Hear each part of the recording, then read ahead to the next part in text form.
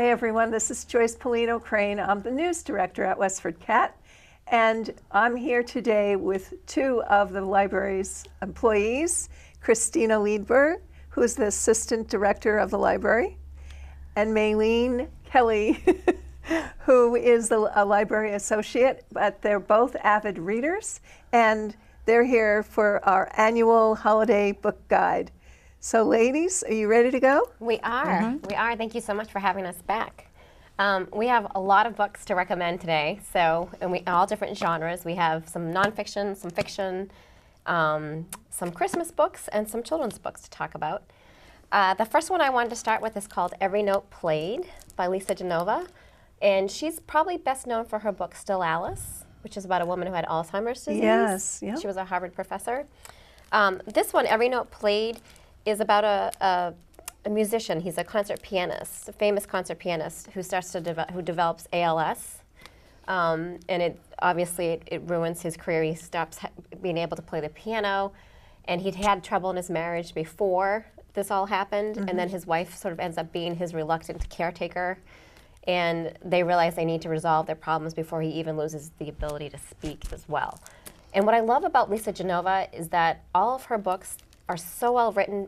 She does so much research on the medical side of what she writes about that you really feel like you're the person developing the disease, which can be scary sometimes too, but you learn a lot about the disease and the emotional side of what it's like to live with a disease like the people in her books do. What an amazing topic for this period of our lives. She's really a profound writer, I think, and I have not read this yet. But this has been very popular at the library, and many of our staff have recommended this book. Right, and I should have said that you're employees of the J.V. Fletcher Library. We are, yes. We are, and Maylene's one of our biggest readers, and she does a lot of readers advisory. And all of our staff are really good at recommending books, and it's one of our favorite things to do. So if you don't see something here today that you like, if you want us to recommend something else, people are always welcome to stop by and talk to us, too. Do you deal, Maylene, with a lot of the book group people? I don't do the book group. I'm more or less the patrons that come in, you know, the regulars that come in and want to know. And want a book to read. Want a book to read, and you know, I just pretty much know what they like. So. And you're an avid reader, so huge reader, yes. So when you recommend a book, it's something that you've already read.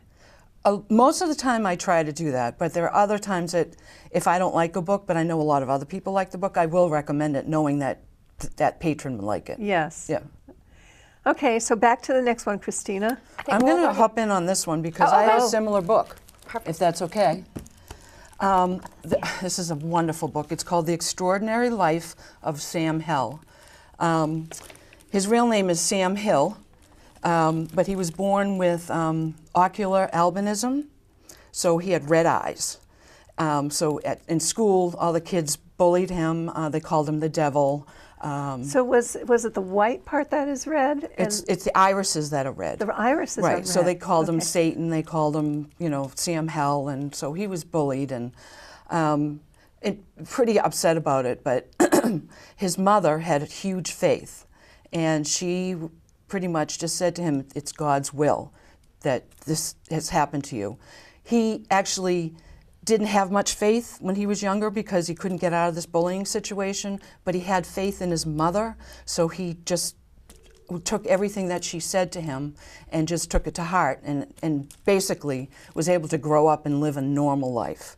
Wonderful. It's a beautiful story. So it's a true story? It's not a true story, it's a fake story, but the thing about this book is Robert Dugani always writes mysteries. This is the first book he's delved into something, and it's magnificent. I can see it as a movie. Yeah. Wow. It's a wonderful, every time I recommend it to someone, they thank me for it. So it's a life-affirming book. So now I'm stuck on, can you really be born with red eyes? Red irises? Yes. Yes? Yes. Huh. Yeah, and he actually comes to become an ophthalmologist.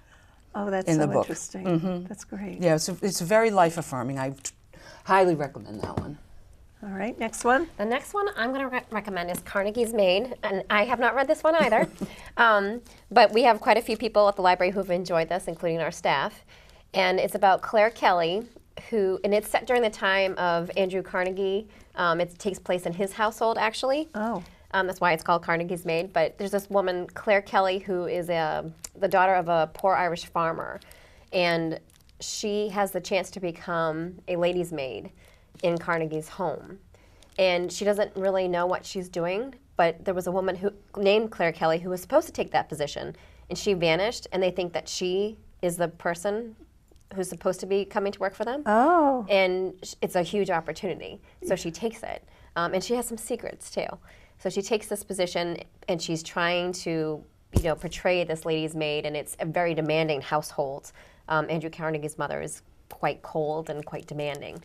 But a relationship develops between her and Andrew, too. But she has to keep continuing this facade to try to save herself and her family. And we have to see what happens. Sounds like it should be the next PBS series. Well, it actually says, one of the write-ups says, if you like Downton Abbey, Yes. this is Oh, a book really? for you. Yeah. It's such a small book, too, and that's a lot. It's not a very long book, but Yeah. a lot happens in it. So I can't wait to read that one. That's on my list. So when you choose a book, either one of you can answer this, or both of you should answer it, I guess. Do you have certain criteria that you use, or is it just sort of organic from the gut and the heart? Well, we read a lot of reviews. We have a lot of library professional magazines that we read to see what is being said about the book, if it's well received. We also rely on patron feedback. A lot of books do well by word of mouth, not always just because they're written up well or on TV or whatever. But I think, we just look for the good storyline, and people like different genres, too. Yes. So we buy a lot of different, we buy mysteries, we buy historical fiction. So we have to think about a lot of different audiences. Yeah, so that's very interesting. So how many books do you buy every year? I could not even tell you off the top of my head, but we have a healthy budget, and we buy a lot of fiction and a lot of nonfiction. And actually, the fiction's very popular, but our biographies are also very popular. Oh yeah, I would imagine. Yeah. Okay. Yeah, we do have a big budget. We're lucky with that way. You are, We yeah. are very Yeah, have a lucky. great selection. Yeah. Yeah? Good to Yeah. know. Yeah. Who wants to go next? I just did Carnegie's Maid. Do you want to do one? Okay, sure. I'm going to talk about An Irish Country Christmas by Patrick Taylor. This is a series. The first book, this is the third book in the series. Patrick Taylor is a doctor, and his first book, An Irish Country Doctor, actually was taken from all his journals of being a doctor in Ireland. It's funny, it's heartwarming. He actually writes with, it's called the Ulster dialect, and in the back of the book, he actually gives definitions of a lot of the Irish sayings that you don't really understand, so you have to look back. It's funny. The characters, you really think the characters are real. The scenery is beautiful in his books, and the town that they live in is called Ballybuckleboo, which is a fictional name for the town that he actually lives in. I think there's 9 or 10 Irish Country These are Doctor very books. popular, yeah. Very popular. Whenever people come in, they want a light read, I always recommend Irish Country Doctor series. Yeah. So it's a great Christmas book. It's a beautiful cover, too. All his covers are beautiful, and Yeah. he's funny. There's a lot of funny stuff. One of the scenes in it, this new doctor comes to town to take over for the retired doctor, and when he stops to ask where the office is, they say, well, you go down the street, when you see the red barn, don't stop there. Stop when you see the goat, because the goat's going to be in. So that's how they give directions. So it's typical old Irish, Northern Ireland town. It's very funny. It reminds me of a day I spent in Littleton. I just was driving by, and there were the sheep grazing in the field. Really? And now that I've had a minute to think about it, I would say with the adult fiction and the adult nonfiction, we buy about about 300 titles a month. A month? Yes, and that doesn't include our audiobooks, our children's books, our movies. That's just the adult print. I just placed an order for 175 books this Yeah. month for fiction. That's Yeah. so fascinating. Yeah. So we're reading a lot of reviews. Yeah. That's a big part of our job is collection development. Yes, I imagine it would be. Right. Okay, Christina, go. Okay, so actually, Maylene and I will both talk about this one. Last year, we talked about one of the books we recommended for the gift guide is The Story of Arthur Truelove by Elizabeth Berg, which is a story that we both just loved. Elizabeth Berg has become sort of the feel-good author of the time, our time. And Arthur Truelove, it's about a teenage girl who's really lost and having trouble in her life and with her father, and her mother has died. And she meets Arthur Truelove in the cemetery. He's an older gentleman who goes every day to visit his wife's grave. And they form an unlikely friendship, and he really changes her life. And then this year, Elizabeth Berg came out with Night of Miracles, which is a follow-up to the story of Arthur Truelove. And there was a character in the story of Arthur Truelove, Lucille. She was the next-door neighbor to Arthur, she's also an elderly woman. And she's really funny. She's really take charge. She blurts things out sometimes that she shouldn't say. She's known to be an excellent baker. And they end up forming this sort of motley crew. And she actually ends up moving to Arthur Truelove's house, where this teenager girl is also living as well. So they have sort of formed their own little family. But in Night of Miracles, Arthur Truelove has passed, and they really focus on Lucille. And she started a cooking class that's really popular, but she also has learned from Arthur how to be kind and compassionate and how to stay busy. That's important to her, to stay busy. And we meet some new characters who kind of fall into her life, and she starts to help them too. And it's just interesting because she kind of is helping people who are having a hard time in their life, and she's kind of coming to the end of hers. And I really loved her books. It's a nice change. It's a change of pace. It's kind of it is a feel-good book. And I don't know about other people, but that's exactly what I'm looking for this time of year, is a feel-good book. And especially nowadays, I think there's a lot of depressing news out there, and it's nice to have a feel-good book. I would love to find a book that I could just get lost in. To get lost in, absolutely. And Maylene was saying, one of our librarians, Elena Pico, actually went to see Elizabeth Berg speak, and she autographed a copy for us for the library. Yeah. Can you hold that? So and we're circulating this copy, so we're really happy to have that. A big takeaway of this, it's going to be a series, is she actually told the audience at Barnes & Noble in Framingham when Ellen went that she wrote Arthur Truelove for herself because she needed to escape the environment and needed a feel-good story. Oh, wow. So she, continuing to do it because she got such great reviews and people asked her to keep going, she wrote another one, and she's working on her third. And it's a gift from her to us just to escape. That is really beautiful. What a great way. Imagine the power of creating your own world just so that you don't have to deal with the real Exactly. one. And what a good feeling as an author to find out everyone else feels the same way. Yes, right, exactly. Yes. Yeah, Ellen was really impressed with her when she talked about that. She's a good I need speaker. an escape, so if I needed it, everybody else needs it too. Yes, and you're speaking of Ellen Rainville? Oh, no, Elena Pico, Elena actually. Pico, when She's Ellen one told of our us that, children's Elizabeth said librarians, that. yeah. Oh, okay. Yeah. Great. So who wants to go next? I'll go next. Okay. Once Upon a River by Diane Setterfeld. The story takes place on the Thames River in London. It doesn't give a year, but I know it's way back when they had pubs and storytelling. So this town, Thames, was really popular with storytelling competitions. So they'd sit in the pub and they'd try to one-up each other on telling stories. So one night, this battered man that looked like he had been in a car accident came in with holding a dead child.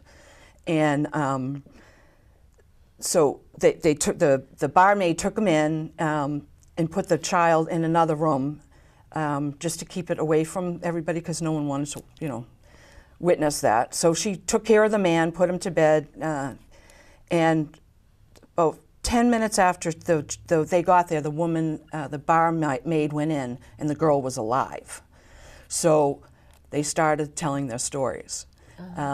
So they started they're making up stories. Is it a mystery? Is it a myth? Was she dead? Was she alive? I don't know. But when I'm reading this story, the cadence is so calming. I felt like I was going down the river. You know when you're watching a movie and the narrator starts and he talks about the background of the story? Yeah. I'm literally watching a movie while I'm reading this story. Wow. Can you open it to any random page and read the first few lines? Sure. Any random page at all. Okay. The drinkers gathered in the Swan that night, were the regulars, gravel diggers, crestmen, and bargemen for the most part. But I don't have my glasses on. Albright was recounting the Battle of the Bridge. After 500 years, this isn't really a good page to do, but after 500 years, the story is liable to get a bit stale, and the storytellers have found a way to enliven the telling of it.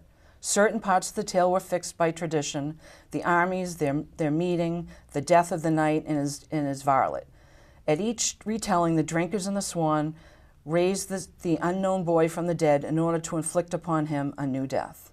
So they're basically embellishing all their stories.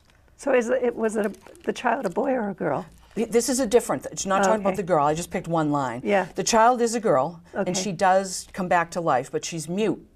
So they can't get information, and the gentleman, they don't know who the gentleman is, so they're actually telling stories trying to figure out who this girl is. So it's actually a story about storytelling. Yeah, And it's fascinating. Yeah. And it's actually, I wasn't really interested in reading this, but it caught me from the first page because I just felt like I was listening to a narrator.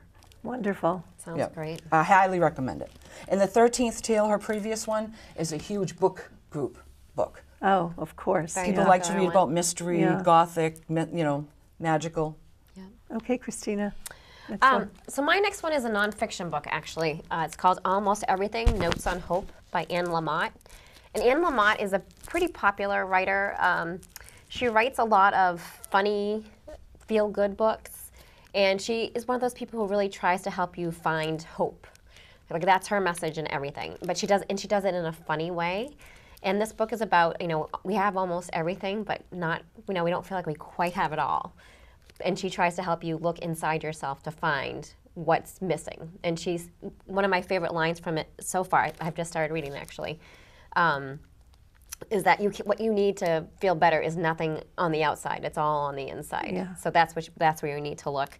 And it sounds deep, but it is deep, but she does it in a funny way too. She has all these anecdotes and you would just laugh. But you get a really positive message from it too. So that's the one I'm reading right now. Yeah, I think I definitely want to read that one. Yeah, and a lot it's a of good people who want size. books Yeah. on spirituality, Right. I always recommend Anne Lamott. Yeah. Yeah, she's not too over the top. Not at all. She right. but she just makes she makes you kind of breathe and get things that might be awful right now, but they're going to get better, or things are better, but hold on because ordinary life comes back too, and she just kind of teaches you how to sort of ride it out. Great. And laugh at the same time, which I think is so important nowadays too. So we have about 10 minutes left. So I just want to make sure we get through all the books. Okay. Which is, I'll want to do the ones we're going to do together, and then Sure. I don't have to do these. Sure. Well, you can do them very quickly. Okay. Okay. This is One Day in December, and it's actually a love story. And it's a man and a woman met at a bus stop. She's in the bus, and he's outside, and they make eye contact, and then right off the bat, it was love at first sight. But the bus left. Oh. So she spent a year looking for Jack. His name is Jack. Spent a year looking for Jack. And she finally met up with him at her best friend's Christmas party as her date. So they met each other again, but they couldn't really do much because it was her friend and his girlfriend. But so they spend years and years So Jack was the boyfriend of the girlfriend. of Sarah, yes. Okay. So I'm sorry about that. So anyway, years and years of lost connections, heartbreak, friendships. It's actually a little more than a light love story.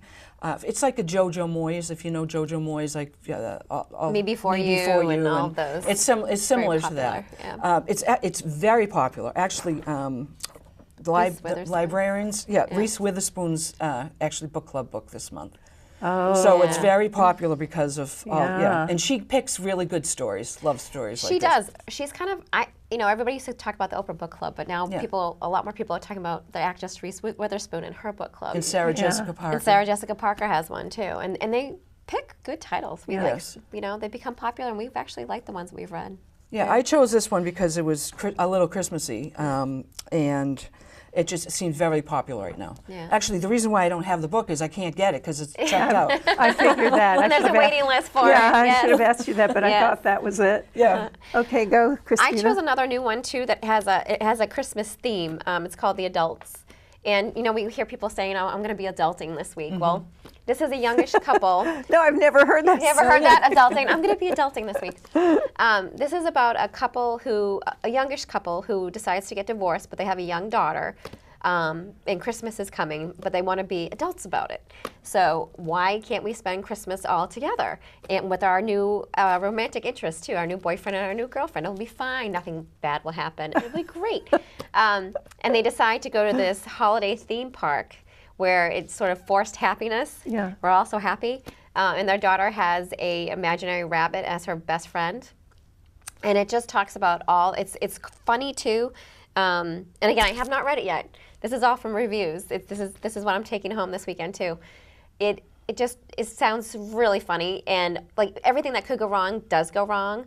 And it's just, we're trying so hard to be adults, but we just can't pull it off. And just trying. I think people try so hard to make everything perfect and to make everybody happy. And sometimes you have to just accept that it's not the perfect situation, and you just, it's still going to be okay. Yeah. But it's also getting really good reviews and a lot of talk online. So. Very nice. And you can see there's a little Christmas ball with an explosive. Oh, is that what there, that is? yeah. That's great. So, that should be a good one. All right. Let's see. One of the ones, if you don't, do you mind if I just do one more? Sure. Another one. So I'll talk about that one in a minute. But cookbooks. I just wanted to recommend a cookbook. Ina Garten has a new one out, Cook Like a Pro. And what I like about her, she's had so many cookbooks. And I always think, oh, what could she be writing about now? And I was looking through this the other day, and I'm like, oh yeah, this is really good. She has rewritten some of her recipes, and she actually puts at the top revised. It looks like there are pictures in There's there. great pictures. It's a beautiful book even to just look at. Always Even if you get a never book make with anything. cookbook with You're right. pictures. Beautiful pictures. And she also gives you a lot of entertaining tips about, making your table look prettier, how to set up your bar, just all kinds of helpful hints. Besides just cooking. And what I also like about her recipes, someone like me, I'm not the greatest cook, I'll admit it. I don't like recipes that have 10 million ingredients. Oh, I like Hers simple are, ones. yes, and hers are simple, but they're really good. We've done some of her recipes, and our cookbook book club has done a few of her books. And she's very accessible to a lot of people. Oh, she's the Barefoot The Barefoot Contessa. Contessa, yeah. Okay. Yeah, so Very she's really well interesting. known, and it's a great gift to give someone. Yes, yeah. And I just wanted to plug this one, Skinny Taste, Weight Watchers. She follows the Weight Watchers. The point system? The point system. This book is same thing, pictures. Oh, wow. Very. But this one is one and done for Instapot, slow cooker, air fryer, sheet pan, skillet, or Dutch oven. And even if you don't have all those, she gives you an alternative recipe. A different way to cook it. When we have a lot of requests now for Instapot.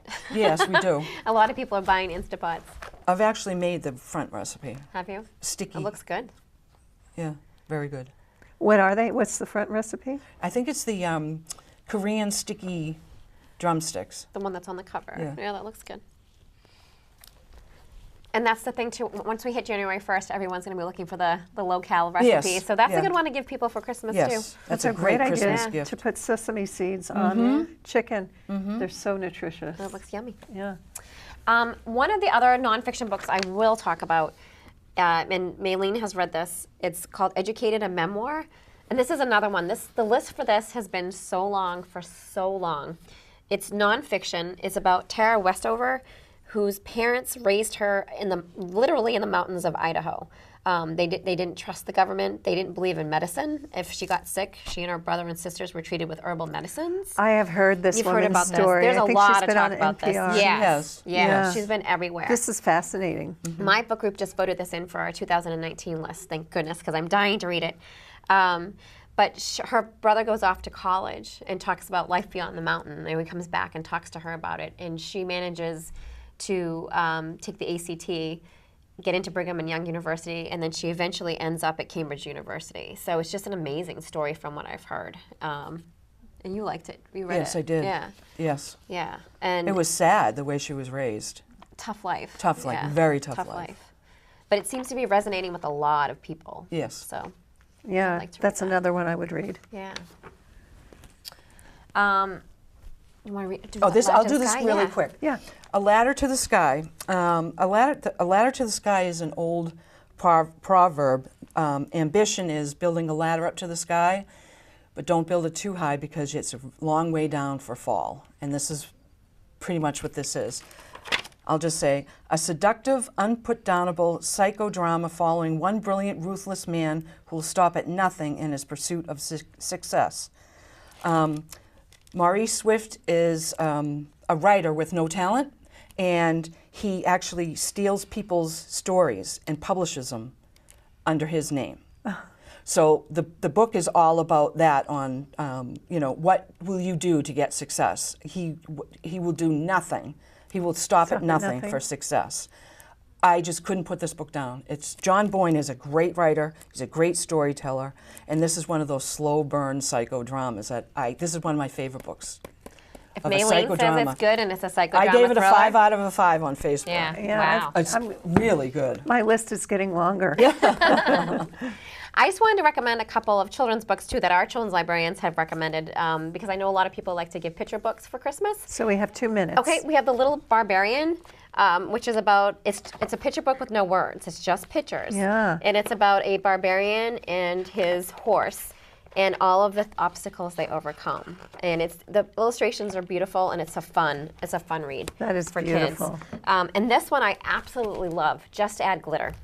Because if anything's wrong in life, all you need to do is add glitter. Oh. And it has the cutest poem prose. It's just beautiful and funny. You just laugh the whole way through, and this little girl and her glitter. Oh, look It's at just, this. any kid That's would go nuts over this. beautiful. And it's textured too. Yeah. So just the feel and the look of it is just going to be so appealing to any child who's looking for a fun book for Christmas. Wonderful. And I have to agree that, you know, if anything's wrong, just add glitter. That's right. Yep. Just add glitter.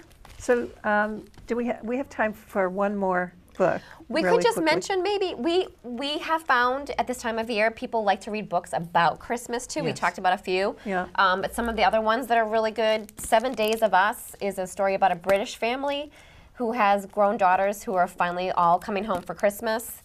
Winter Winter Street? Street, Ellen Hildebrand has written a trilogy, and they all take place on Nantucket, and it's about an innkeeper and his family. Fanny Flagg is a Southern author, best known for Fried Green Tomatoes, but she also wrote Redbird Christmas, which we love. And it's about this town in Alabama and all its quirky characters and Okay. this red bird named Jack. And it's Okay. just a delightful book. Well, thank you so much for all of Thank this you. work that you've done, letting us know what to read. That's just so helpful. Well, this is a joy for us. It is. Yeah. So happy to have you, Maylene. Thank you. Maylene and Christina. Come back next year. Thank We you so will. much. Merry Christmas. Thank you. Yeah, Merry For Christmas. Westford Cat News, this is Joyce Polino Crane. Have a great day.